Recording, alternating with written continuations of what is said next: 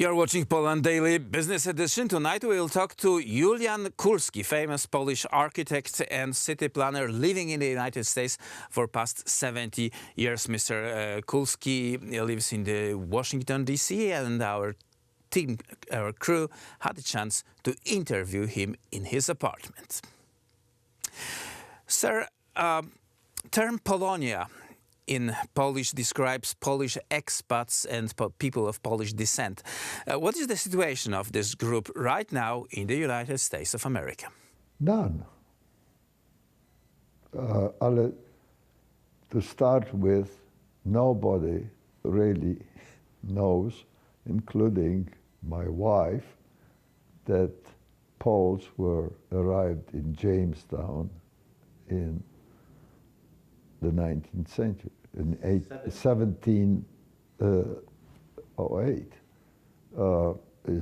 That they were tar makers, they were glass makers, and they had the first strike in the United States. That's a fascinating history, and American children should learn about it. They are learning about the Irish, they are learning even about the Italians, and about Jews, about all other nationalities, but they don't know little detail like that, which is very important. Then during the 19th century, end of the 19th century, it was an economic,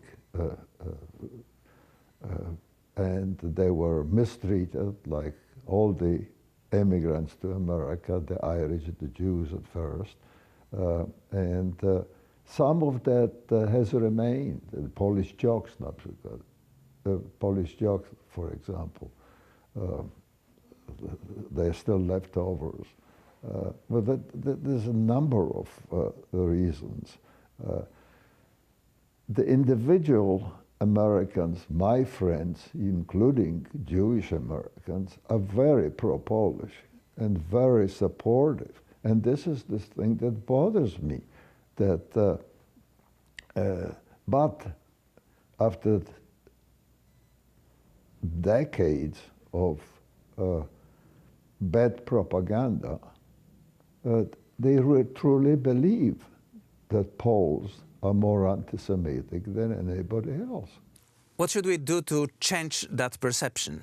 Well, that's what public relations and are for. They are for in order to get to schools, to universities, to government, to the Senate, to the same about the Polish truth. Now, I hear about it in Poland, that this is the most important thing for the present government, but I don't see the action. There's a lot of talk about it, but there's very little action. So far, they've hired a few speechwriters for presidents who have no contacts with American media, television or radio or any other mass. So if they write something, it's never published. You need a firm of lawyers and public relations. Lawyers are responsible to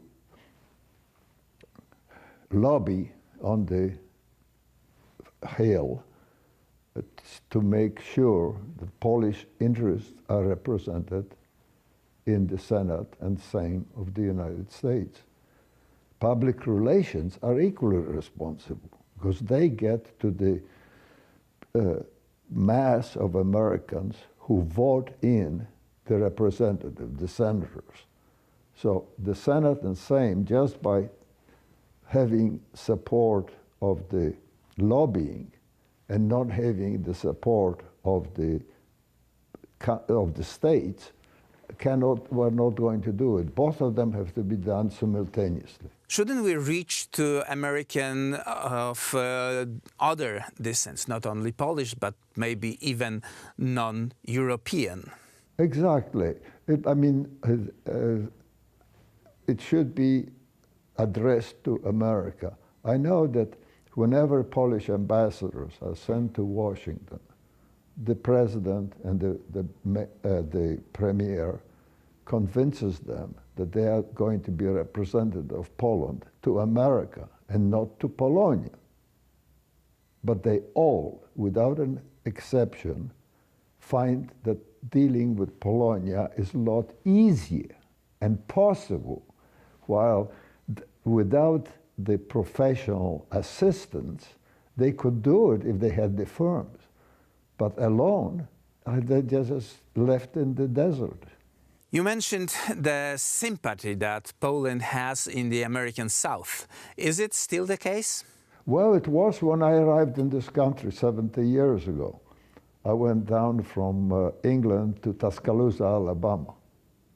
And the parents of my best friends there and colleagues knew everything about Pan Zagłoba, about Pan Sienkiewicz, about Pan Wołodyjowski. I was so surprised. But evidently, the Sienkiewicz was translated, and all of them learned in school. Today, Americans don't know anything about Sienkiewicz or about Polish literature. It's a pity. It's really a crime. What should Polonia do to spread the message about Poland? As I said, Polonia will follow. Polonia is not the problem. Polonia will be very happy to help, but it needs to have they are all busy. They're either making a career themselves, and they don't have the time, just like the ambassador and that is too busy with the details of diplomacy to do public relations. Could you comment on Act 447 issued a year ago regarding so-called hairless property? It's impossible. Well, all of this was settled in the early 60s between Poland and the United States. But again, I just came across the agreement by accident. Why not publish it? Why not publish it in every newspaper in America and talk about it? I mean, and hire lawyers. It's talking about law. It's the lawyers who are attacking us, and you need good lawyers, first-rate lawyers to fight. Possibly Jewish lawyers, because they're the best. And you know, that's another thing that I hear about criticism from the Polish government, that if we hire the wrong firm, it's going public relations, they will do more harm than good. Well, it all depends on the conditions of the contract and the supervision of the contract. That's correct. And not the nationality or religion of the members of the American firm.